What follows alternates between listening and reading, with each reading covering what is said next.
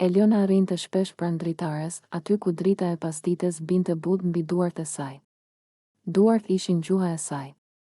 Me to tregonte gëzimin, mallin, frikën, ëndrat. Me to fliste për gjërat që zemra i mbante të fshehura thellë, vëllai i madh e vështronte shpesh në heshtje. Ai e njihte mirë motrën e tij. E dinte që pas atyre syve të qetë fshihej një botë e madhe ndjenjash. Një botë që kërkonte dashuri, ngrohtësi dhe përqafim. Një ditë Eliona iu afrua. Nuk foli. Vetëm i zgjati duart.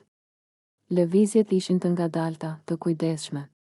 Ajo i tregonte diçka që nuk ishte e lehtë për t'u thënë. Duart e saj formonin fjalë të padukshme, dëshirë, afërsi, dashuri. Ajo donte një të dashur. Jo thjesht dik pranë, por dik që ta ndjente.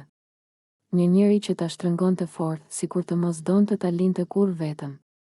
Një zemër që ta donte pa kushte, pa pyetje, pa frikë. Eliona tregonte me shenja se si imagjinonte përqafimin. Duart e saj mblidheshin ngadalë, si të përqafonin ajrin. Ajo mbyllte sytë për një çast, sikur ta ndjente vërtet atë ngrohtësi. Ishte një përqafim që nuk lëndonte, që nuk kërkonte asgjë tjetër veç se praninë, pastaj buzëqeshte lehtë.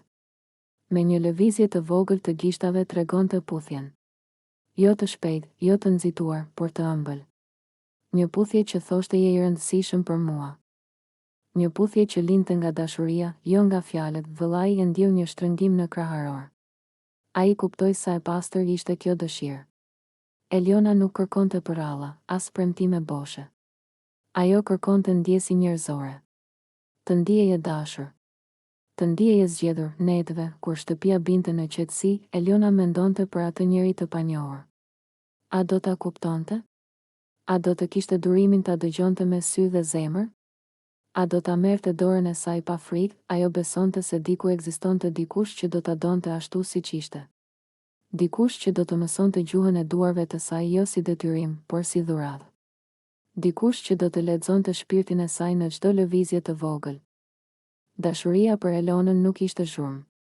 Ishte heshtje e ngrohtë. Ishte prani. Ishte siguri. Ishte ai moment kur dikush e shtrëngon fort dhe bota pushon së qenë e vështirë, dhe ajo vazhdonte të tregonte me duar, me sy, me buzëqeshje. Sepse shpresa nuk ka nevojë për zë. Ajo jeton në zemër. Dhe Eliona kishte shumë dashuri për të dhënë.